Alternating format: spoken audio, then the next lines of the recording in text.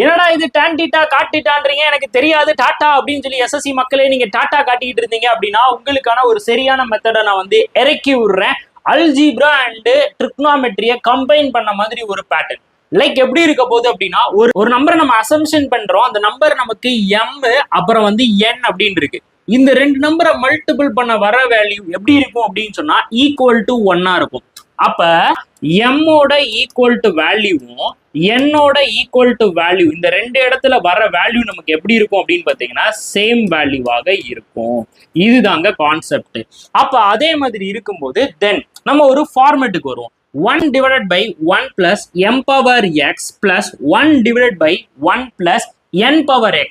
இப்போ இந்த இடத்துல கவனிக்க வேண்டியது என்ன அப்படின்னா, எம்மோட பவரும் என்னதான் இருக்கு, எக்ஸ்ன்னு தான் இருக்கு, என்னோட பவர்லயும் என்னதான் இருக்கு, எக்ஸ்ன்னு தான் இருக்கு.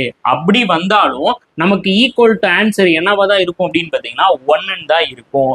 அப்போ இந்த இடத்துல வந்து பாத்தீங்கன்னா நமக்கு எப்படி கொடுத்துருக்காங்க, cot theta is equal to ஏதோ ஒரு வேல்யூ கொடுத்துருக்காங்க. தென் 1 by 1 plus tan power 14 theta plus 1 by 1 plus tan power 14 theta is equal to என்னன்னு கேட்டிருக்காங்க. இப்போ டேனோட இங்க வேல்யூ நமக்கு என்ன இருக்கு அப்படின்னு பாத்தீங்கன்னா 14, இங்கேயும் டேனோட வேல்யூ எவ்வளவு இருக்கு அப்படின்னு பாத்தீங்கன்னா 14. அப்ப அப்சல்யூட்லி நம்மளோட ரிசல்ட் என்னவா இருந்திருக்கும் அப்படின்னு பாத்தீங்கன்னா 1 தான் இருந்திருக்கும். செமையான லாஜிக்கா. இப்போ இதே மாதிரி சம்ம கொஞ்சம் ட்விஸ்ட் பண்ணி கேட்டாங்கன்னா x is equal to secant a minus tan a, அதுக்கப்புறம் எப்படி மாறுதான் y is equal to secant a plus tan a ன்னு மாறுதான்.